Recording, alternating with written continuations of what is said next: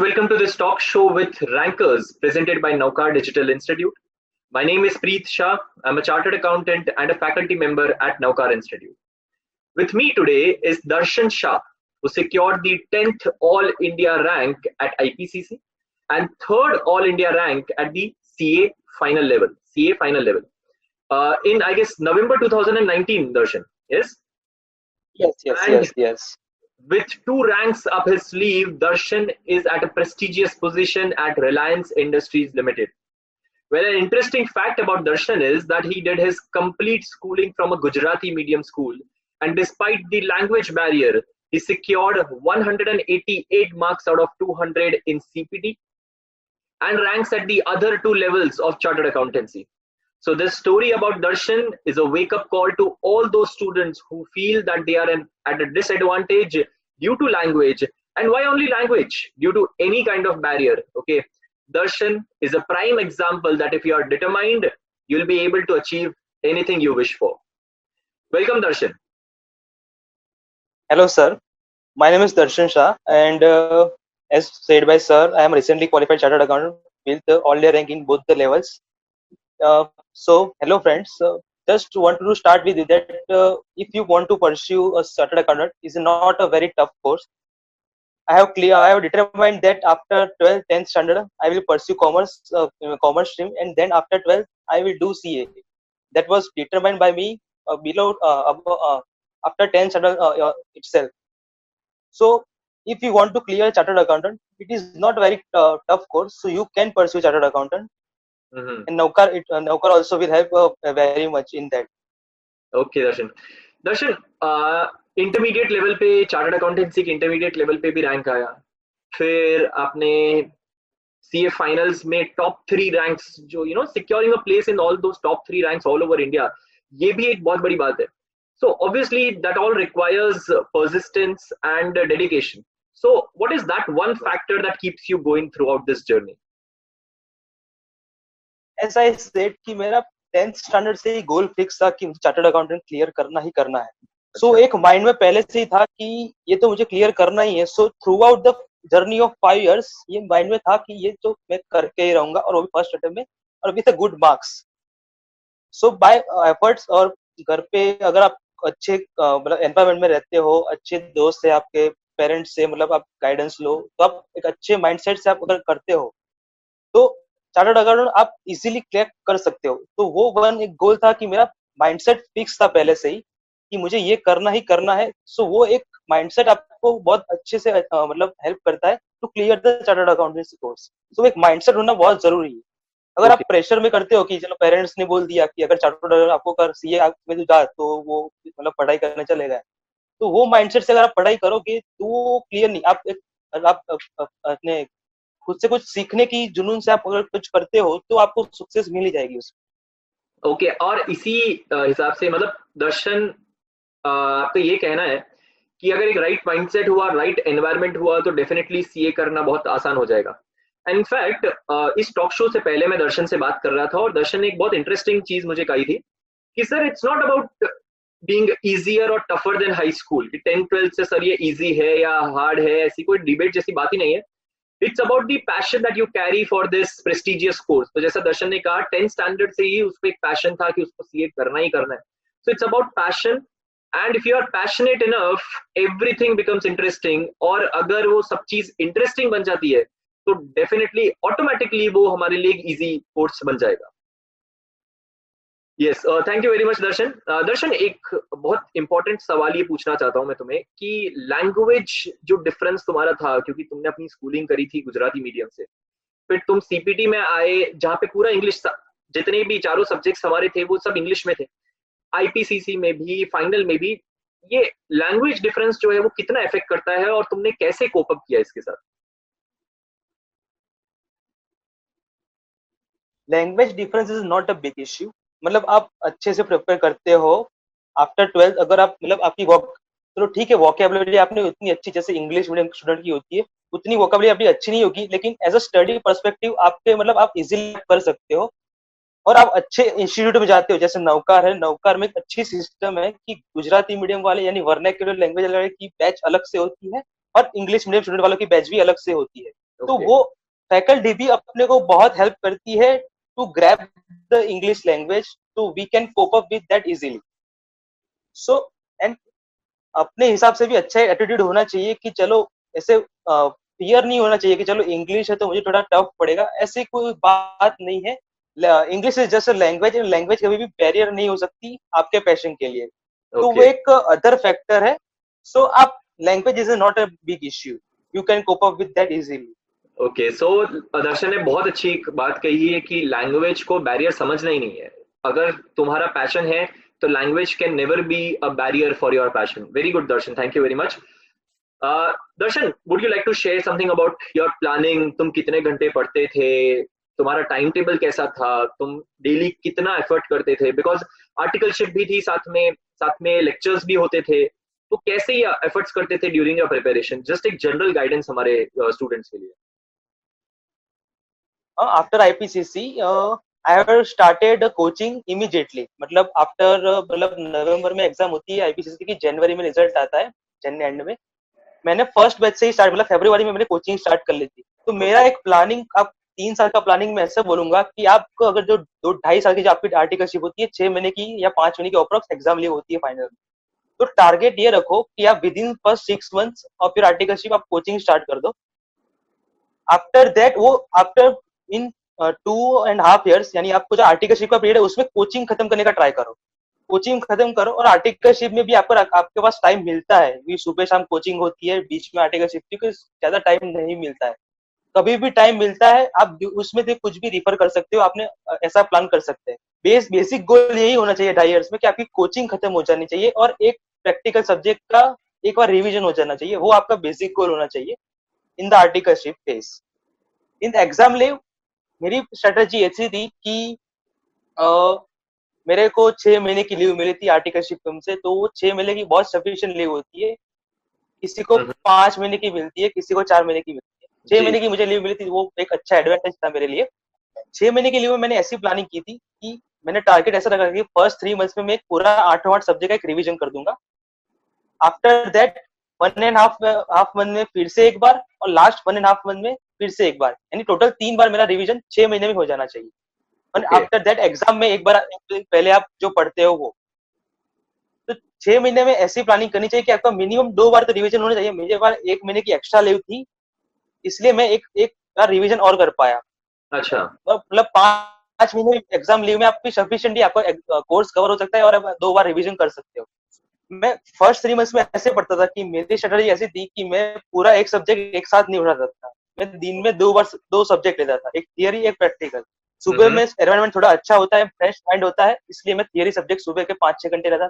After lunch और after afternoon मैं उस सब्जेक्ट को स्विच करके मैं प्रैक्टिकल सब्जेक्ट ले लेता, जो मतलब अपने को मतलब राइटिंग प्रैक्टिस भी हो. उससे अच्छा से अपने मतलब थियरी सब्जेक्ट में क्या होता है कि आपका मतलब लर्निंग पर्सपेक्टिव थोड़ा मतलब आपको एफर्ट ज्यादा डालने पड़ते हैं कंपेयर टू प्रैक्टिकल सब्जेक्ट. तो वो सुबह तो वो सुबह आप अच्छे, हाँ, तो वो मैं सुबह सुबह ही कर लेता था. तो मेरी ये स्ट्रेटेजी ऐसी थी कि मैं दिन में दो दो सब्जेक्ट लेता था. कभी कभी यार तो मैं बोर हो जाता था सब्जेक्ट से, तो मैं तीसरा सब्जेक्ट भी लेता था. जैसे इलेक्टिव है तो इलेक्टिव के लिए आपके अलग से मेहनत नहीं करनी, तो मैं दिन में तीसरा सब्जेक्ट भी कोई कोई बार ले लेता था. लेकिन आप मैं ऐसा रिकमेंड करूंगा कि दिन में आप 2 सब्जेक्ट लो तो ज्यादा बेटर है. कई बार क्या होता है कि एक ही एक सब्जेक्ट आप एक वीक में खत्म करने का ट्राई करते हो तो आप बोर हो जाते हो. 3-4 बार आपको मतलब बोरिंग लगता है. तो वो चीज इसमें नहीं होगी. आप सब्जेक्ट स्विच करते हो तो आपको मतलब अंडरस्टैंडिंग भी इजीली आ गई और आपका सिलेबस जल्दी से कंप्लीट हो सकता है. तो ओके. आप ऐसा ट्राई करो कि 3 आप मतलब कोर्स करने रिवीजन करने का फर्स्ट कंप्लीट करो एंड देन आफ्टर आप रिवीजन करने का ट्राई करो. और ड्यूरिंग दैट आप जैसे मैंने एक सब्जेक्ट ले लिया, 2 सब्जेक्ट, तो आप प्रीलिम्स भी ज्वाइन कर लो एग्जाम की. मैं कैसे करता था कि जैसे एग्जाम का शेड्यूल मेरे पास 3 महीने का शेड्यूल मेरे पास है कि नौकार में क्या क्या एग्जाम होने वाली है. ओके. मैं जैसे नौकार में हमारे टाइम में वीक में 2 बार एग्जाम होती थी, Thursday and Sunday. Every week? Chapter wise, हाँ, every week 2 exams chapter wise.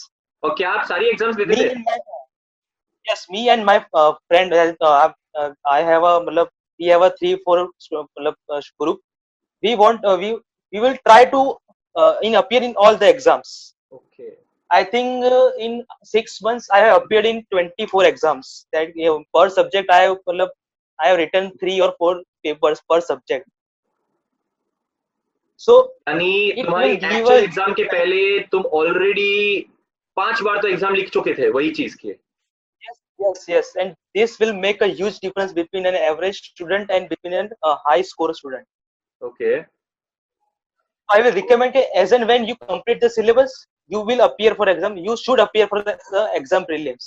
It is a okay must requirement to get a better score compared to other, or get a, to clear the CA final examination. Then most of the student will not be that जैसे exam में क्या time pass करना है, 3 minute 3 कलाक waste ही होने वाले, वो mindset से चलते हैं। आपको वो माइंड से नहीं चलना है। आपको 3 घंटे में आपको मतलब फ्रेंड से भी मिलोगे, आप मतलब आपका एनवायरमेंट भी चेंज होगा थोड़ा, फ्रेंड से 2 घंटा टाइम पास भी हो जाएगा, और 3 महीने में आप एग्जाम भी मतलब दे दोगे, आपको मतलब थोड़ा एनवायरमेंट चेंज हो जाएगा स्टडी से, और आपकी प्रैक्टिस भी हो जाएगी। ओके। तो वो एक प्लस पॉइंट रहता है आपके पे। सो दर्शन के अकॉर्डिंगली पढ़ाई तो मतलब आर्टिकलशिप जब आपने शुरू करी तुरंत ही हमें कोचिंग भी शुरू कर देनी चाहिए जैसे ही आपका रिजल्ट आया वैसे। साथ साथ में जो लेक्चर्स चल रहे हैं पढ़ाई करो, और आखिरी में आपके जो 5 महीने की अगर आपको स्टडी लीव मिले तो in the first 3 months you complete the revision of all the 8 subjects, और वापस आप ये रिविजन करो। मतलब दर्शन के हिसाब से 2 बार रिविजन एटलीस्ट नेसेसरी है। एंड दर्शन ने यही स्ट्रैटेजी फॉलो करके ऑल इंडिया रैंक 3 वो लेके आया है, third all India rank. So that's a very good strategy Darshan, definitely सब लोगों को यही फॉलो करना चाहिए। एंड इनफैक्ट मैं ये कहना चाहता हूँ that we all have dreams, ठीक है, हम सबके सपने होते हैं, but in order to convert that dream into reality, it takes an awful lot of determination, dedication, self discipline, efforts, जो आपने दिखाया है, जो आप करके दिखाया है, और जिसका रिजल्ट भी आपको मिला है in the form of all India rank 3। Very good Darshan. Darshan, आपने टेस्ट सीरीज के बारे में बताया नवकार का, कि नवकार में आपको हर हफ्ते 2 बार टेस्ट होता था, और जैसा कि आपने कहा कि आप ऑलमोस्ट ट्राई करते थे कि आप सारे टेस्ट अटेंड करते थे।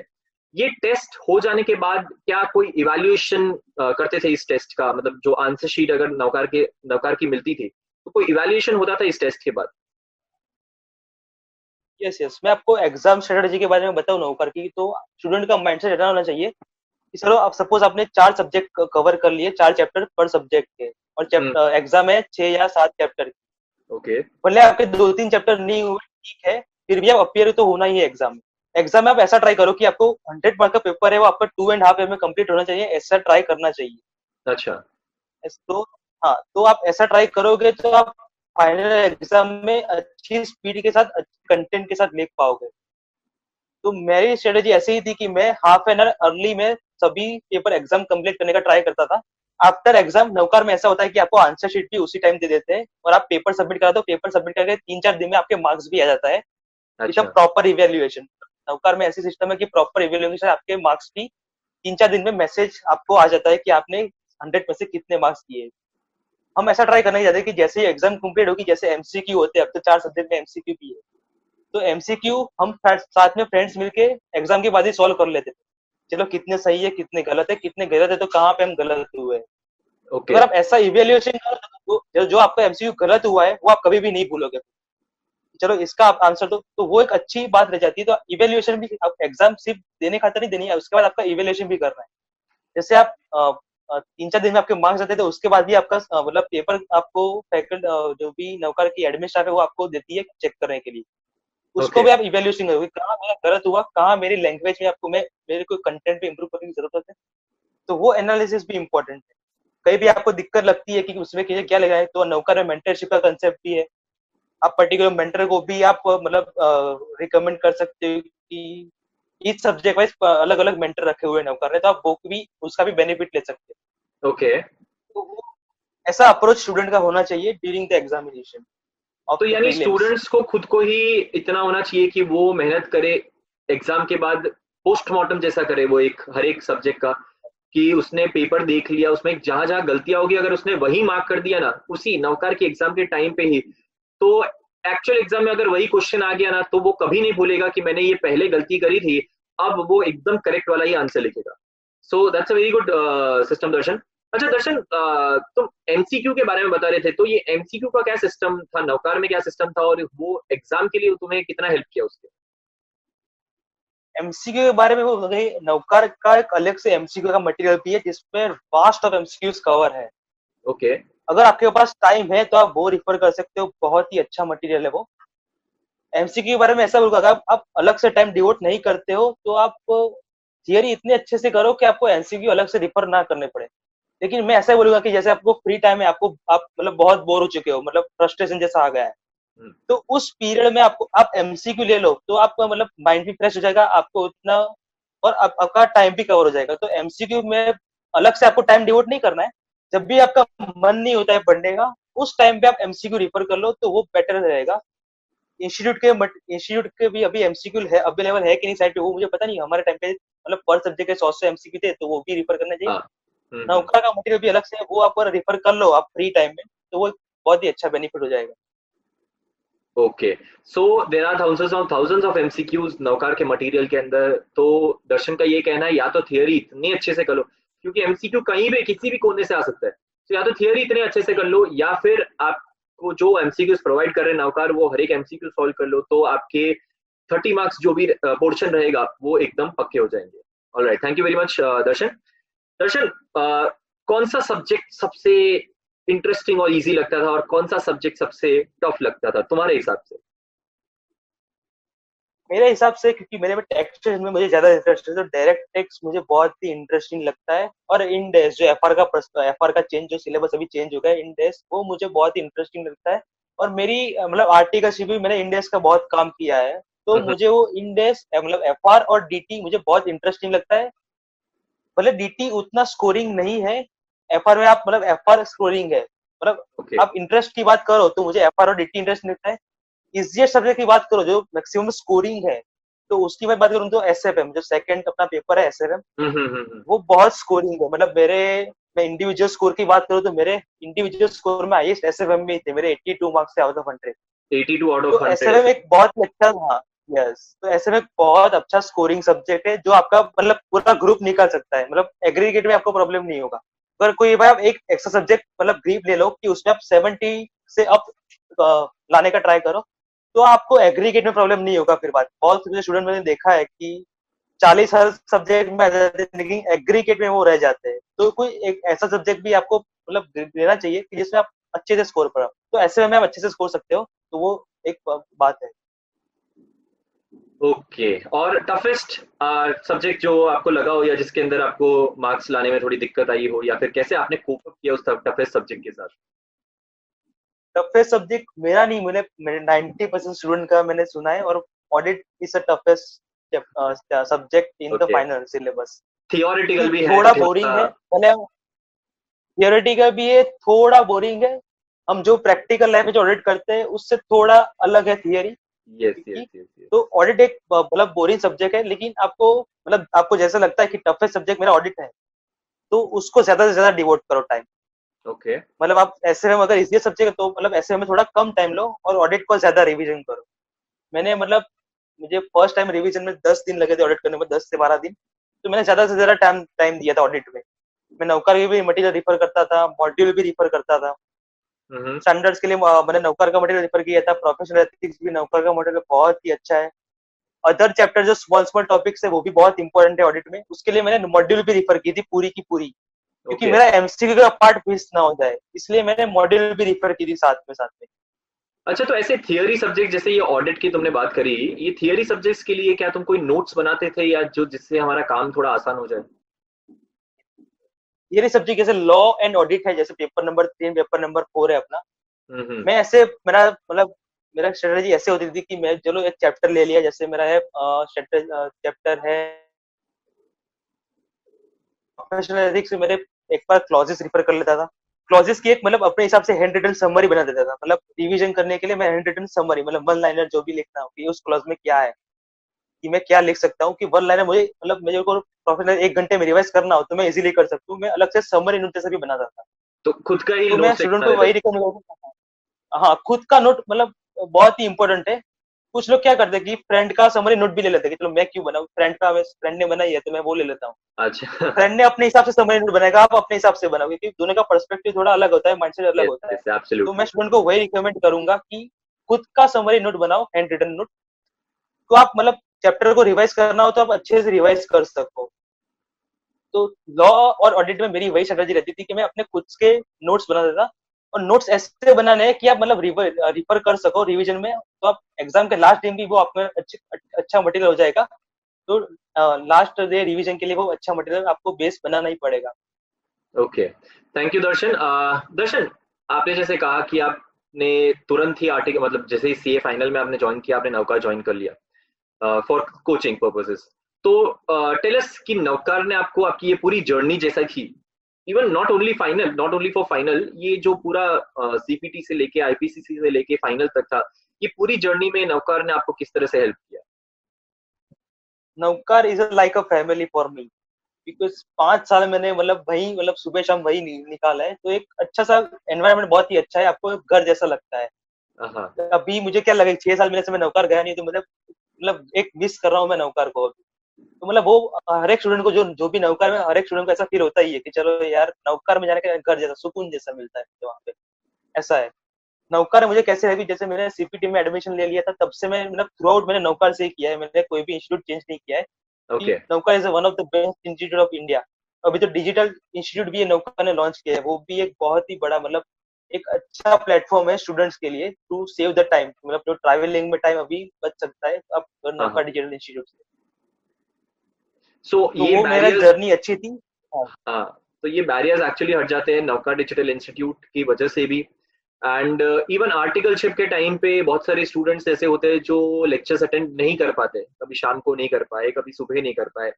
तो ऐसे केसेस में भी अगर उन्होंने उतना पोर्शन या कोई भी चैप्टर अगर उनका रह जाता है, तो वो एप्लीकेशन से भी वो पढ़ सकते हैं और उनको अपनी कन्वीनियंस के हिसाब से वो लोग डेफिनेटली पढ़ाई कर सकते हैं। Yes, absolutely. हाँ, मेरा ही केस है क्योंकि मेरा भी आर्टिकलशिप में मुझे बहुत आउट सेशन होते थे, मतलब अच्छा। मतलब 15-15 दिन के बाहर मतलब आउट ऑफ गुजरात जाना।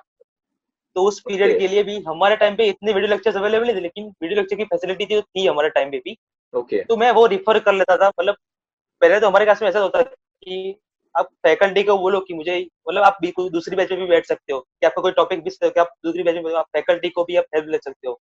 तो नौकर एक अच्छा सपोर्ट मतलब स्टूडेंट को देती है कि स्टूडेंट का कोई भी मिस ना हो जाए कोई भी टॉपिक, भले ही उसने लेक्चर अटेंड ना किया हो। तो एक अच्छी फैसिलिटी है नौकर। Yes yes yes. दर्शन, अपनी आर्टिकलशिप के बारे में कुछ बता सकते हो कि आर्टिकलशिप की वजह से, मतलब आर्टिकलशिप के टाइम पे क्या तुम पढ़ाई कर पाते थे, और whether your articleship has adversely affected your studies, या फिर आर्टिकलशिप से जो प्रैक्टिकल नॉलेज मिली? क्योंकि कुछ बच्चों को लगता है कि आर्टिकलशिप करेंगे तो हम पढ़ाई अच्छे से नहीं कर पाएंगे, और या फिर कोई ऐसी प्रैक्टिकल नॉलेज तुम्हें आर्टिकलशिप में मिली है जो आगे तुम्हारी या पूरी लाइफ में तुम्हारे काम आ सकती है? आर्टिकलशिप की बात करें तो आर्टिकलशिप में से 3 टाइप की फर्म होती है, small side, mid size firm यानी मिडल अबव साइज, और बिग फोर्स। मेरी ओके। आर्टिकल्स जीके चौकसी कंपनी में से की थी, जो अहमदाबाद की टॉप 4 फर्म में आती है। Yes yes yes. तो एक बड़ी बड़ी फर्म में मैंने आर्टिकलशिप की थी। अपना स्टूडेंट का अप्रोच ऐसा होना चाहिए कि फर्स्ट 1.5 ईयर या फर्स्ट 2 ईयर्स में कोचिंग पे भी ध्यान दो और आर्टिकलशिप पे भी बहुत ज्यादा ध्यान दो, कि वही जाके आपको मतलब जो भी आपका आफ्टर सीए का जो भी आपका करिकुलम मतलब फेस होने वाला है, उसमें आपने आर्टिकलशिप में जो सीखा है वो बहुत ही इंपॉर्टेंट है। और इंटरव्यूज में भी आपने आर्टिकलशिप में क्या किया वही पूछते हैं, कि ना कि फाइनल में क्या आता है। तो हम्म। इंटरव्यू पर्सपेक्टिव से भी आपका आप जेन्युइन आर्टिकलशिप इज मस्ट। अब आर्टिकलशिप करोगे तो आपका देखने का पर्सपेक्टिव थोड़ा चेंज हो जाता है, प्रोविजन के अंडरस्टैंडिंग का पर्सपेक्टिव भी थोड़ा चेंज हो जाता है। जैसे डीटी में है तो डीटी में आप रिटर्न फाइल करते हो, असेसमेंट प्रोसीडिंग में अपियर होते हो, तो आप वो थियरी में जो पढ़ते हो वो प्रैक्टिकल में अप्लाई कर पाते हो। एफआर में भी आप बैलेंस शीट देखते हो, स्टैंडर्ड्स का एप्लीकेशन बैलेंस शीट में कहाँ पे एप्लीकेशन। होता है वो देखते हो। तो वो एक बहुत ही अच्छा बेनिफिट अगर आपको मतलब ये फाइनल के करिकुलम में भी आपको एग्जाम में भी वो आर्टिकलशिप का एक्सपोजर हेल्प करता है थोड़ा बहुत। तो ओके। एक जेन्युइन आर्टिकलशिप बहुत जरूरी है। तो आर्टिकलशिप इज नेसेसरी भाई, आप आर्टिकलशिप ना करो तो शायद आप एग्जाम तो पास हो जाओगे, बट एग्जाम के बाद का आपका जो एक्चुअल प्रोफेशनल जो आपकी जिंदगी शुरू होगी, उसमें आप अच्छा नहीं कर पाओगे अगर आपने एक अच्छी आर्टिकलशिप नहीं करी। So that's what Darshan is trying to say. And Darshan, ये जो आर्टिकलशिप के लिए जो सपोर्ट है, ये आपने इंटर के बाद आर्टिकलशिप खुद चूज करी थी, या नौका ने आपको कोई आर्टिकलशिप का सपोर्ट प्रोवाइड किया था? नौकर भी आर्टिकलशिप का सपोर्ट प्रोवाइड करते हैं, और नौकर की गाइडेंस से ही मैंने जीके चौकसी कंपनी मतलब मैंने ली थी। मैंने पूछ के Okay. लिया था कि जैसे फर्म कैसी है, तो नौकर के फैकल्टीज और एडमिन स्टाफ भी बहुत अच्छे से सपोर्ट करते हैं, क्योंकि स्टूडेंट को अच्छी आर्टिकलशिप फर्म में मतलब मिले उसके कैपेबल के हिसाब से। हम्म। अच्छा दर्शन, नॉर्मल डेज पे कितने घंटों के लिए पढ़ते थे और स्टडी लीव के टाइम पे हाउ मेनी आवर्स? ये बहुत एक कॉमन क्वेश्चन है। अपने हिसाब से नहीं, लोगों को उनको ये देखना है कि दूसरे कितने घंटे पढ़ते थे दिन में, तो हम उससे मोटिवेट हो। ऐसा तो कितने घंटे पढ़ते थे तुम दिन में usually? As far as articleship phase is concern, जो 2.5 साल का फेज है, मैं उसमें वही रिकमेंड करूंगा कि फर्स्ट 1.5 या फर्स्ट 2 इयर्स में आप कोचिंग कंप्लीट कर लो। वो आपका बेस गोल होना चाहिए। ओके। आपकी पढ़ाई नहीं होती है तो चलेगा, टाइम मिलता है तो ऑब्वियसली करनी चाहिए। मैं वही बोलूंगा कि आप करते हो तो प्लस पॉइंट ही है, आपका मतलब जो माइनस भी पॉइंट आपके नहीं है। वीकली कुछ टेस्ट स्टूडेंट होते ऐसा, हैं उस वीकली टेस्ट पे हाँ, अगर फोकस कर दिया तो। फोकस करो। हाँ, मतलब टाइम होता है तो ऑब्वियसली फोकस करना ही चाहिए। कुछ स्टूडेंट होते हैं कि वो कोचिंग ज्वाइन नहीं करते, कोचिंग ज्वाइन करने के बाद भी पढ़ाई नहीं करते, मतलब भी टाइम होता है, उनको ऐसा लगता है कि लास्ट 5 महीने में कर लेंगे, कोई बड़ा इश्यू नहीं। लेकिन आप अगर पढ़ाई करते हो आर्टिकल से फीस पे, अगर टाइम मिलता है तो वो एक प्लस पॉइंट ही है आपके लिए, वो माइनस पॉइंट नहीं है। तो आपको लास्ट के 5 महीने में आपको हेल्प हो जाएगा कि आप एक बार और रिविजन कर सकते हो। तो फर्स्ट 2 इयर्स आपका गोल ऐसे होना चाहिए कि बेस गोल तो मुझे कोचिंग पूरी कंप्लीट कर लो। लास्ट 5 मंथ्स में आपका गोल ऐसा होना चाहिए कि मुझे बस 2 बार रिविजन करना है with a good conceptual clarity. मतलब पढ़ने की खातर नहीं पढ़ना चाहिए। हम्म। स्टडी लीव की बात करूँ तो डेली मैंने जब स्टार्टिंग एग्जाम ली थी, तो डेली मैंने स्टार्टिंग में ग्रीप आने के लिए 8-9 घंटे पढ़ता था, फर्स्ट 3 मंथ्स के लिए 8-9 घंटे। और लास्ट 3 मंथ्स जो रिविजन है उसमें 11 to 12 आवर्स की स्टडी मैं जनरली करता था। लोग ओके। बोलते हैं 16-16 घंटे की स्टडी करनी चाहिए, मैं पर्सनली नहीं बिलीव करता हूँ कि 16 घंटे की स्टडी स्टूडेंट कर पाता है। अगर आप पढ़ते हो 16 घंटे वो भी आपका इफेक्टिव है, तो 11 से इफेक्टिव 12 घंटे अप्रोच के देना ज्यादा चाहिए, इफेक्टिव एब्सोल्युटली। आउटपुट नहीं दे पा सकते हो। तो नॉर्मल है कि 11 से 12 घंटे की पढ़ाई करो। थोड़ा 1-2 आवर्स हेल्थ के लिए भी ध्यान दो, फिटनेस, मतलब मैं वॉक करने जाता था हर एक, मतलब आधे घंटे के लिए। हर एक संडे को मैं हर एक संडे को क्या होता है कि संडे को नौकर की प्रीलिम भी होती है शाम को, तो मैं सुबह क्रिकेट खेलने भी जाता था। मतलब हर एक संडे मेरा फिक्स था क्रिकेट खेलने जाना ही, क्योंकि वीक में एक बार आपको रिफ्रेशमेंट तो चाहिए ही चाहिए। तो सुबह 2-3 घंटे में क्रिकेट खेल रहा था, फिर रब का एग्जाम का रिवीजन कर रहा था, तो बाद में एग्जाम दे देता था, और बाद में लास्ट में रात को दोस्तों के साथ चिल करने का। तो आप ऐसा भी कर सकते हो फर्स्ट 3-4 मंथ्स में जो एग्जाम लेंगे, कि आप संडे ऐसा करो कि संडे को एग्जाम भी दे दो, थोड़ा रिवीजन करो। आपके हेल्थ के लिए जो भी आपका अच्छा, मतलब जो भी इंटरेस्ट है आपका सब फील्ड है उसमें आप, मतलब किसी को बुक लिखनी है, कोई मतलब बुक पढ़ता है, कोई बुक लिखता है, मुझे क्रिकेट में इंटरेस्ट है, मैं क्रिकेट खेलता था, वो भी आप कर सकते हो। फ्रेंड के साथ चिल करो, तो संडे एक दिन ऐसा रखना चाहिए। ओके, सो थर्ड रैंक लाने के लिए भी दर्शन को ऐसा नहीं था कि मुझे 15-16 घंटे दिन में पढ़ना पड़ेगा, बट हिज अप्रोच वॉज कि मेंटल हेल्थ पे भी ध्यान दे, फिजिकल हेल्थ पे भी ध्यान दे, ताकि अगर आपने 11-12 घंटे भी पढ़ाई करी तो वो एक इफेक्टिव स्टडी कहलाई जाएगी। तो that's a very good approach Darshan. Yes. Darshan, students क्या बोलते हैं थियरी सब्जेक्ट्स के वक्त, जैसा तुमने कहा कि दिन में मतलब एटलीस्ट 2 सब्जेक्ट्स आप करो, तो सुबह के टाइम पे आपने थियरी सब्जेक्ट पढ़ लिए, शाम के टाइम पे प्रैक्टिकल पढ़ ली। बट जब वो थियरी पढ़ रहे हैं तब उनका अप्रोच कैसा होना चाहिए, कि उनको हाईलाइट कब करना चाहिए, उनको रिवीजन के टाइम पे कितना पढ़ना चाहिए, थोड़ा और थियरी सब्जेक्ट्स के लिए कुछ? थ्योरी सब्जेक्ट की बात करूँ, जैसे मैंने पहले बोला कि आप पूरा थ्योरी सब्जेक्ट पूरे दिन आप पढ़ोगे तो थोड़ा, मतलब आपको मतलब बोरिंग जैसा लगेगा। इफेक्टिव। पर्सपेक्टिव ऐसा नहीं कि हाँ, कंसेप्चुअली क्लैरिटी, मतलब स्टूडेंट क्या करते हैं कि प्रोविजन को रट्टा लगाने का ट्राई करते हैं। मतलब एग्जामिनर वो नहीं देखता कि आपने मतलब पूरा प्रोविजन छापा है, मतलब आपको कॉपी टू कॉपी पेस्ट आपको छापना की जरूरत नहीं, आप अपनी अकेले में लिखो को थोड़े की वर्ड जो प्रोविजन में होते हैं वही आपको मतलब लर्न करना है, और वही आपके मतलब बाकी आप अपने हिसाब से लैंग्वेज में लिख सकते हो, कोई इश्यू नहीं। Theory okay. सब्जेक्ट आप ऐसे पढ़ सकते हो कि आप अंडरलाइन पहली बार जब पढ़ रहे हो तब नेसेसरी चीज अंडरलाइन कर लो, जो भी रेलेवेंट प्रोविजन नहीं है वो कैंसिल कर दो। लॉ में क्या होता है कि उसके मतलब प्रैक्टिकल सम्स भी होते हैं, मतलब प्रैक्टिकल क्वेश्चंस भी थियरी के साथ प्रोविजंस के होते हैं, केस वो स्टडी भी आप बेस्ड सॉल्व भी कर लो। रहता है। हाँ, केस स्टडी बेस्ड, जो भी रेलेवेंट क्वेश्चन नहीं है उसको एबीसी कैटेगरी भी कर लो, प्रोविजन की एबीसी कैटेगरी करो। ओके। जैसे लॉ में भी हमारे हम जो फाइनल सर्च थे तो वो प्रोविजंस की एबीसी के प्रोविजन वाइज भी एबीसी कैटेगरी करा था कि कौन सा प्रोविजन रेलेवेंट है, कौन सा प्रोविजन इतना रेलेवेंट नहीं है।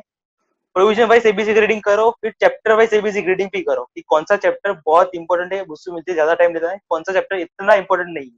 और मैं ओके। वही बोलूंगा कि आपको कोर्स 100% कंप्लीट करना है, कोई भी चैप्टर आपको स्किप नहीं करना है, क्योंकि इंस्टीट्यूट का स्ट्रेटेजी ऐसी होती है वो कोई भी चैप्टर में से कोई भी क्वेश्चन पूछ सकती है। तो अगर आपके पास टाइम है तो 100% स्टडी कवर करने का ट्राई करना चाहिए। अगर टाइम की शॉर्टेज होती है तो आप एबीसी ग्रेडिंग के हिसाब से कोई चैप्टर स्किप कर सकते हो या कोई प्रोविजन स्किप कर सकते हो।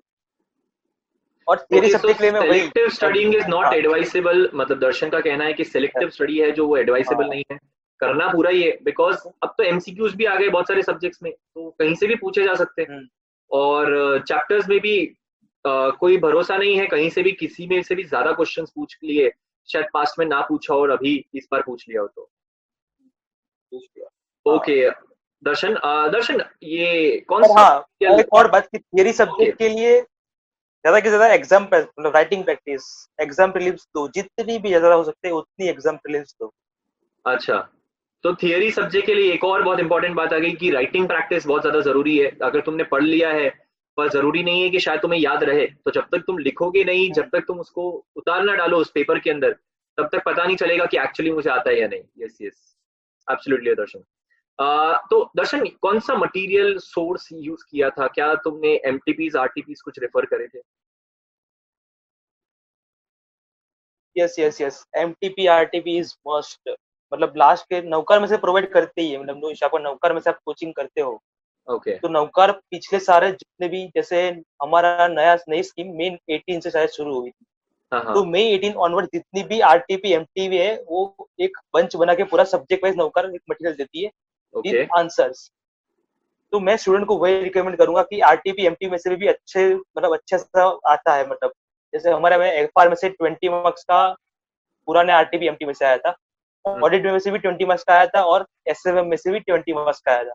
मतलब आउट ऑफ 800 हमारा 70-80 मार्क्स जितना एमटीपी आरटी में से पास्ट की एमटीपी, जो ओहो, करंट अटेम्प्ट की एमटीपी आरटी में से नहीं आता है, लेकिन पास्ट की जो एमटीपी आरटी में से उसमें से बहुत मतलब अच्छा सा आप स्कोर कर सकते हो अगर आपने रिफर किया है तो अच्छा, मैं वही रिकमेंड करूंगा कि आरटीपी एमटीपी आपको हर एक सब्जेक्ट में करनी है। एब्सोल्युटली, मतलब ये तो बहुत ज्यादा बड़ी हेल्प हो जाती है अगर 100 मार्क में से 20 मार्क का जितना पोर्शन अगर एमटीपी आरटीपी में से किया, और आपने एग्जाम के जस्ट पहले अगर ये एमटीपी आरटीपी रेफर कर दी, तो that would be very helpful.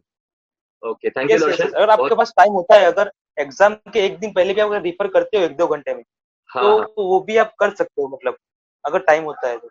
अच्छा, वेल थैंक यू दर्शन, ये बहुत इंसाइटफुल था, ये हमारे व्यूअर्स के लिए भी। अच्छा दर्शन, ये बात बताइए कि जो डिस्ट्रैक्शंस बहुत होते हैं, 3 साल की इतनी पढ़ाई रहती है, 3 साल का इतना लंबा कोर्स रहता है, इतने सारे डिस्ट्रैक्शंस हो सकते हैं, ये डिस्ट्रैक्शंस को कैसे अवॉइड करते थे? बिकॉज रैंक लाने के लिए डिस्ट्रैक्शंस अवॉइड करना तो बहुत जरूरी है। यस, आपके 2 साल की जो आर्टिकलशिप फेज होती है उसमें डिस्ट्रैक्शन बहुत होते हैं, क्योंकि कभी कभी लगता है कि अभी से पढ़ के क्या करूँ यार, कुछ याद हाँ, तो रहने वाला नहीं, तो अभी से पढ़ के क्या करूँ। वो माइंड से नहीं होना चाहिए। आप जो भी पढ़ते हो भले आप रिवाइज करने का ट्राई करो, भले आप बाद में भूल जाने वाले हो, लेकिन आपके कोचिंग कंप्लीट तो कर लो। मतलब फिर आप क्या करोगे, एक साल का आपने कोचिंग ही नहीं ली तो फिर बाद में आपको बहुत प्रेशर में आ जाता है। मैंने सुना है, मैंने देखा है कि बहुत सारे स्टूडेंट एक साल तक कोचिंग ज्वाइन नहीं करते, फिर लास्ट के एक साल में बहुत प्रेशर में आ जाते हैं, यार मेरी कोचिंग भी बाकी है, मेरा रिविजन भी बाकी है, मैं कैसे करूँ। तो वो एक फिर प्रेशर आ जाता है ना, तो फिर वो अच्छे से वो स्टडी में बहुत इम्पेक्ट होता है, फिर अच्छे से स्टडी नहीं हो पाती है। तो डिस्ट्रैक्शन अवॉइड करनी चाहिए। अच्छा सा फ्रेंड सर्कल होना चाहिए जो आपको वो ना बोले कि चलो अपने मजे करते हैं, एक अच्छा सा फ्रेंड सर्कल होना चाहिए जो साथ में मस्ती भी करे और साथ में हमें पढ़ाई भी करे। आपका ऐसा अप्रोच ही नहीं हो चाहिए। आपको कंप्लीट नहीं, पहले 1-2 समय मतलब कंप्लीटली पढ़ाई पे फोकस नहीं करना है, थोड़ी भी आप मतलब मस्ती कर सकते हो, थोड़े एंजॉयमेंट कर यस सकते हो, यस यस, घूम आओ, ऐसा कुछ नहीं है, लेकिन कंप्लीटली इग्नोर नहीं करना चाहिए पढ़ाई को। मेरा पर्सपेक्टिव ऐसा है, और आर्टिकल में भी ज्यादा ध्यान देना चाहिए। ओके, ऑल राइट दर्शन। अच्छा दर्शन, और लास्ट, हाँ, और एक बात हाँ, की डिस्ट्रैक्शन दूर करने के लास्ट के 6 मंथ में मैंने सोशल मीडिया पूरा अवॉइड कर दिया था। मतलब फर्स्ट मंथ में मैं इंस्टाग्राम में मैंने अभी लॉगिन किया है, आफ्टर क्लियरिंग सीआई मैंने इंस्टाग्राम पे अपना लॉगिन बनाया, उसके पहले मैं इंस्टाग्राम पे था ही नहीं। एक अच्छा, बहुत ही बेकार की चीज है इंस्टाग्राम, मतलब ठीक है टाइम पास के लिए ठीक है, लेकिन अवॉइड करना चाहिए स्टडी के टाइम पे। फेसबुक में 5 या 10 मिनट दिन में मतलब रिफ्रेशमेंट के लिए यूज कर लेता था, बाकी कुछ नहीं था। व्हाट्सएप भी मैंने अनइंस्टॉल कर दिया था, 1 महीने के लिए मैंने रखा था, क्योंकि 1 महीने में फ्रेंड्स से नोट्स लेनी है, कुछ अपना मटेरियल अपना 110 बुक्स मतलब कंप्लीट नहीं है, तो वो कंप्लीट करने के लिए व्हाट्सएप थोड़ी देर के लिए रखा था, वो भी बाद में अनइंस्टॉल कर दिया। तो सोशल मीडिया अगर अवॉइड करे तो वो बहुत अच्छा रहेगा। यस यस, एब्सोल्युटली दर्शन। दर्शन, तुमने नौकर के प्लेसमेंट सर्विसेज के लिए भी एनरोल किया था, so how was your experience yes, with the placement services provided by नौकर? It is a best facility provided by any coaching institute. मतलब आज तक मैंने कभी देखा नहीं है कि इतनी अच्छी मतलब स्टूडेंट लाइफ के बाद भी मतलब कोचिंग इंस्टीट्यूट इतना हेल्प करती है, वो मतलब एक बहुत ही अच्छी प्लस पॉइंट है नौकर की। प्लेसमेंट, हाँ, नौकर ने प्लेसमेंट मतलब अच्छी अच्छी कॉर्पोरेट्स और बिग फोर्स भी नौकर के मतलब प्लेसमेंट में आती है। मतलब हमारे टाइम पे 2 बिग फोर आई थी, पीडब्ल्यूसी एंड ईवाई।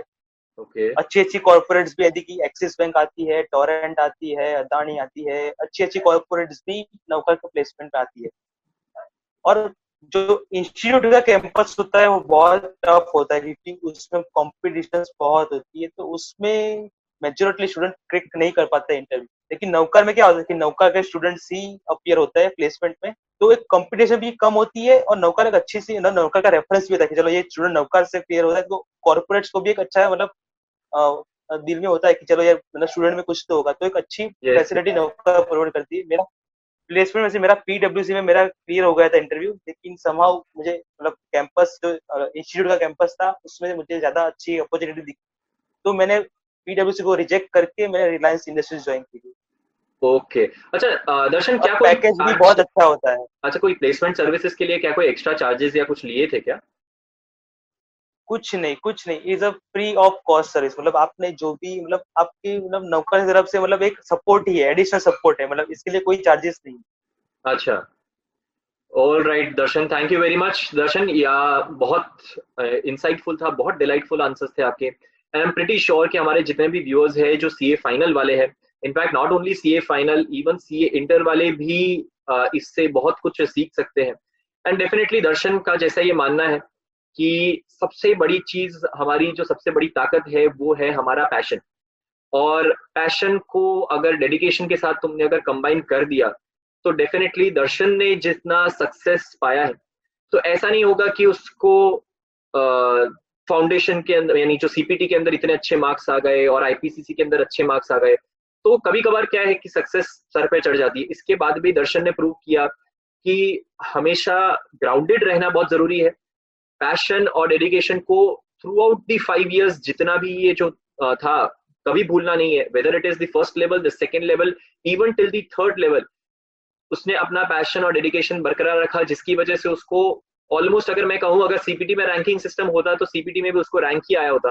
तो ऑलमोस्ट सारे लेवल्स पे उसको इतने अच्छे अच्छे रैंक्स आए, और ऐसा भी नहीं कि लास्ट वाले ऑल इंडिया रैंक थर्ड आया, यानी टॉप 3 के अंदर उसने अपना पोजीशन सिक्योर किया। तो ये सिर्फ और सिर्फ उसके पैशन, उसके डेडिकेशन की वजह से था, जो उसने स्टार्टिंग से ही रखा था। ऐसा भी नहीं कि उसने लास्ट मोमेंट, ये दर्शन ने बहुत अच्छी बात कही है कि लास्ट मोमेंट वाली चीजें अपने को बिल्कुल नहीं रखनी है। स्टार्टिंग से ही आर्टिकलशिप के स्टार्ट होते ही कोचिंग भी शुरू करो, और कोचिंग और आर्टिकलशिप को बहुत अच्छे से बैलेंस करो।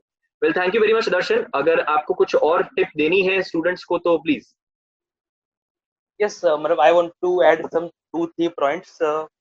एज फार एज द मतलब बहुत सारे स्टूडेंट का कंसर्न होता है कि लास्ट डे पे मैं पूरा सिलेबस कैसे कंप्लीट करूं एक दिन में, यस यस यस। और बहुत प्रेशर में आ जाता है। तो उसका मतलब वही आपके मतलब लास्ट में समरी नोट्स बना के रखो, आपकी हैंड रिटन नोट, और आपका मटेरियल पूरा पूरा कंप्लीट हो जाए। अगर पहले से प्लानिंग होना चाहिए कि मैं एक दिन में क्या क्या पढ़ूंगा और कितने टाइम में कौन से चैप्टर को कितना टाइम दूंगा, उतने टाइम में ही आप कंप्लीट करने का ट्राई करो, और लास्ट डे पे भी 100% सिलेबस कंप्लीट करने का ट्राई करो। मेरी स्ट्रेटेजी वही रहती है, क्योंकि इंस्टीट्यूट का मतलब कोई भी मतलब फिक्स नहीं होता कि इसी में से मतलब आप लास्ट डे भी 100% सब्जेक्ट मतलब कवर करते हो, तो एक अच्छा बेनिफिट होता है। यानी मार्किंग ही इस फिर तरह से ड्यूरिंग हो द कि 3 एक दिन इयर्स, भी हो, एक दिन भी अगर हो हाँ तो भी सारा सब्जेक्ट सब कुछ कवर हो जाए। हाँ, मतलब आप मतलब कर सकते हो, क्योंकि मैंने किया हुआ है, तो डिफिकल्ट नहीं है। मतलब लेकिन प्रॉपर प्लानिंग चाहिए आपको उसके लिए। ओके। आपके पास नोट्स फिक्स होने चाहिए, आपके पास पहले से लिखा होना चाहिए कि मैं एबीसी कैटेगरी करना इम्पोर्टेंट है। बहुत सारे कुछ आपको पहले से प्लानिंग करनी पड़ेगी कि इतना चैप्टर को मैं इतने टाइम में कंप्लीट करूंगा। तो उस आप हिसाब से चलोगे, तो आप अच्छे से पहले प्री प्लानिंग कर लोगे, तो आपका कोर्स कंप्लीट हो सकता है लास्ट डे में भी 100%। फिर दूसरी बात ये है कि ड्यूरिंग द 3 इयर्स बहुत सारे स्टूडेंट फ्रस्ट्रेशन में आता है कि पहले एमपी, बहुत सारे स्टूडेंट का क्वेश्चन होता है कि एमसीक्यू पहले अटेंड करूं कि पार्ट बी पहले अटेंड करूं। तो हाँ। मेरा मानना यही होता था कि मैं पहले, जैसे 15 मिनट पहले पेपर आ जाता है, तो 15 मिनट के पहले पार्ट ए जैसे आ जाता है एमसीक्यू, तो पूरे एमसीक्यू मतलब देख लो एक बार, जितने जितने भी आती है वो टिक कर लो। एमसीक्यू सीट आते हैं उसमें आप राउंड सर्कल भी कर लो, मतलब 20 to 25 मिनट्स में जितने भी एमसीक्यू आते हैं वो कंप्लीट कर लो। जितने भी नहीं आती है चलो वो बाद में छोड़ दो, फिर पार्ट बी अटेंड करने का ट्राई करो। कि 4 बजते हैं तब एमसीक्यू ले लो, और जितने भी नहीं आते वो थोड़ा सोच के वो कंप्लीट कर लो। और आपका पर्सपेक्टिव ऐसा होना चाहिए कि हाफ एन आवर में एक क्वेश्चन आपका कंप्लीट हो जाए, तो आपका पूरा पेपर कंप्लीट हो जाए। जैसे अभी 20-20 मार्क के 5 क्वेश्चन आते हैं, तो एमसीक्यू के लिए आधा घंटा और बाकी 5 क्वेश्चन के लिए आधा घंटा, ऐसा आपका मतलब प्रिपरेशन प्लानिंग होना चाहिए, तो आपका कवर हो जाने, ऐसे आपको मतलब 50% हो जाए। एग्जाम के वक्त टाइमिंग एग्जाम भी के बहुत इंपॉर्टेंट पहले है। के 1 घंटे में आप, बहुत है बहुत है। एग्जाम की जैसे 2 बजे एग्जाम होती है, तो मेरा पर्सपेक्टिव ऐसा था कि मैं 12:30 के बाद कुछ नहीं पढ़ता था, मतलब 12:30 के बाद अब आराम लो, हाफ एन आवर की मतलब सो जाओ एकदम से, आराम कर लो, भगवान का नाम लो, बात करो फ्रेंड से, शांत होना थोड़ा पड़ेगा। एनवायरमेंट से थोड़ा बाहर आ जाओ, मतलब थोड़ी 15-20 में आप क्विक नैप ले लेते हो नींद का, तो एक बहुत हेल्पफुल होता है ड्यूरिंग द 3 आवर्स की जो अपना पेपर होता है।